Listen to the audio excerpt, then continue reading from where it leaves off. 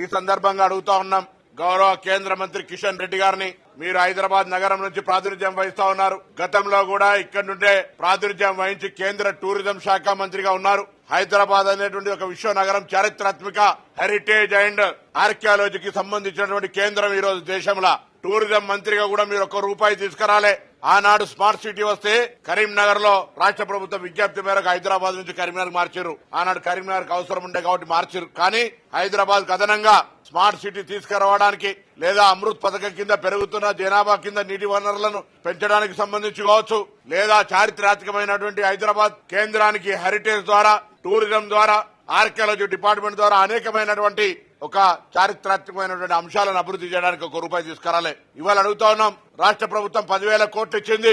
కేంద్రం నుంచి గ్రాంట్ కింద గాని లేదా ఇక్కడ ఉన్నటువంటి స్థానిక సంస్థల్ని బలోపేతం చేయడానికి గాని మీరు ఎన్ని నిధులు తీసుకొస్తారనేటువంటి మాట ఈ సందర్భంగా అడుగుతా ఉన్నాం. ఇక్కడ నుంచి ప్రాతినిధ్యం వహిస్తున్నటువంటి మీరు కేంద్ర ప్రభుత్వం బడ్జెట్ లో లేకున్నా బడ్జెట్ ప్రసంగంలో సవరణల ద్వారా హైదరాబాద్ నగర అభివృద్ధికి సంబంధించి గాని తెలంగాణ అభివృద్ధికి సంబంధించిన విషయం లోపల మీ చిత్తశుద్ధిని నిరూపించుకోమని కోరుతా ఉన్నాం. అదేవిధంగా ఇంకొక మంత్రి బండి సంజయ్ గారు, వీళ్ళిద్దరు కూడా బడ్జెట్ చాలా బాగుంది, అందరికీ ఆమోదయోగ్యంగా ఉందని చెప్తా ఉన్నారు. మేము ఈ నియోజకవర్గాలకు ఏం దేనోళ్ళు మీరు కేంద్ర మంత్రులుగా అర్హత ఉండేటువంటి అవకాశం ఉందని అడుగుతా ఉన్నాం. ఇలా ఇది అడుగుతా ఉంటుంటే నిన్న విచిత్రమైన పరిస్థితి, రాష్ట్ర వ్యాప్తంగా బీజేపీకి సంబంధించిన వాళ్ళు కొంత అక్కడక్కడ రాష్ట్ర ప్రభుత్వం బొమ్మలు కాలబెడతా ఉన్నారు. మీకేమైనా వివేకం ఉందా అని అడుగుతా ఉన్నాం. ఇలా మీరు ఈ రాష్ట్రంలో ప్రజలందరికీ తెలుసు, గాడిద గుడ్డు ₹1 కూడా నిధులు ఇవ్వని మీరు ఏ ముఖం పెట్టుకుని ఎలా ఇంకా ఈ రాష్ట్ర ప్రభుత్వానికి వ్యతిరేకంగా కార్యక్రమం చేస్తారని అడుగుతా ఉన్నా.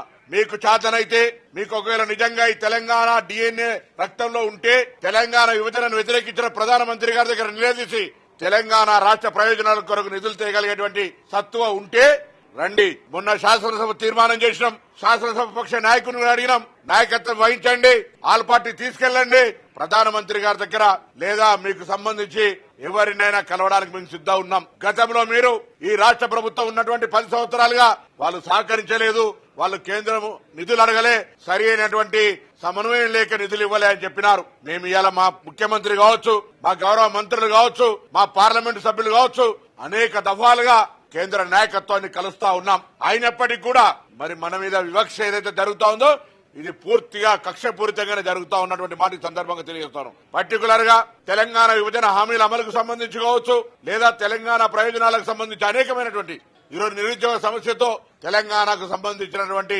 తెలంగాణ రాష్ట్రం ఏర్పడ్డ తర్వాత కూడా ప్రజలు ఇబ్బంది ఎదుర్కొంటా ఉన్నారు. స్కిల్ డెవలప్మెంట్ ద్వారా లేదా ఇతరత్ర అనేక రకాలుగా కేంద్రం సహకారం చేసేటువంటి అవకాశం ఉంది. కానీ అటువంటిది ఏం చేయకుండా ఊరికే మాటలకి పరిమితం అవుతా ఉన్నారు. ఇది మంచిది కాదు అనే మాట సందర్భంగా గౌరవ భారతీయ జనతా పార్టీ నాయకత్వాన్ని విజ్ఞప్తి చేస్తున్నాం. ఇంకా సమయం మించిపోలే.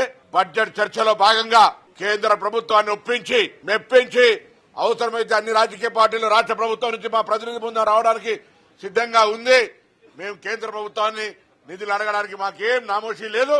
ఈ ఫెడరల్ సిస్టంలా అది మా హక్కుగా భావిస్తాం. కాబట్టి తప్పకుండా మీరు ముందుకొచ్చి ఈ నిధులు తేవడానికి సంబంధించిన విషయం లోపల చొరవ చూపెట్టాలని కోరుతా ఉన్నాం. ఇలా హైదరాబాద్ నగరంలో మీరు ప్రాతినిధ్యం వహిస్తున్న ఈ నగర అభివృద్ధికి సంబంధించి కూడా ప్రత్యేకమైన బాధ్యత గతంలో కేంద్ర మంత్రిగా, టూరిజం మంత్రిగా మీరేం చేసింది లేదు. ఇప్పుడైనా మరి అటువంటి కార్యక్రమాలు చేపట్టినట్టయితే నాకేం శాఖ, బొగ్గు శాఖ అనుకుంటున్నారు. బొగ్గు శాఖకు సంబంధించి కూడా మినరల్ డెవలప్మెంట్ కావచ్చు, CSR కావచ్చు, మీరు ఇవ్వదలుచుకుంటే హైదరాబాద్ సంబంధించిన అనేకమైన నిధులు తెచ్చేటువంటి అవకాశం ఉంది.